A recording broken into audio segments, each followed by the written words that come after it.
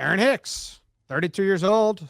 He's been injured, but they extended him for 7 years. He's on the team for the next 5 or so. He's a center fielder. You also have 4 4 years. I think he's got 4 for 40 left. 5 or so. 4's rolled into there. Yeah, it's around. Yeah. Center fielder.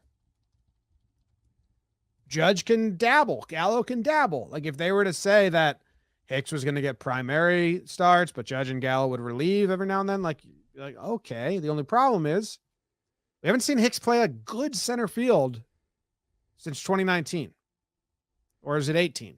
When was that crazy game against the Twins? Whatever season that was. 19? I think that was 19. And Cashman basically said that they're going to address center field. Yeah, and it's going to be part of our diagnosis here is what does that really mean? Because I think initially when Talking Yanks was really blossoming, we were kind of tough on Hicksy. I mean, he plays a new age type of baseball. There's a lot of pitches being taken.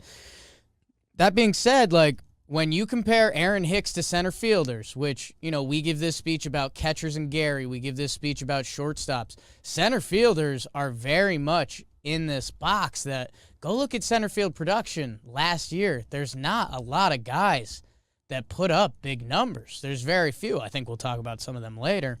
But Aaron Hicks, when I look back at 2018, 137 games, 27 homers, 366 on base, and 833 OPS. If he's in center field, he's moving well and he's throwing well. Like, that is a very quality center field. I think our biggest frustration was the Yankees having him in the top half of the lineup.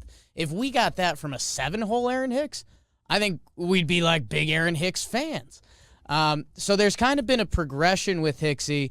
But, Jim, I think you touched on it most importantly there. Like, the defense is what got Aaron Hicks on this team. If we go back to Ellsbury had a monster September in 2017, but Aaron Hicks played center field because his arm can be a game changer, and he can cover ground when he's right.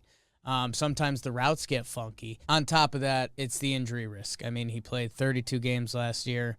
2019, he played 59 games. He's on the wrong side of 30, 32. So, same here. Yeah, live there, Hicksy.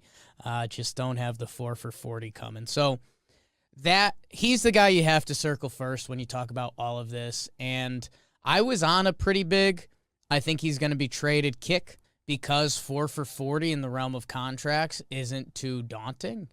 But I've kind of come around on that.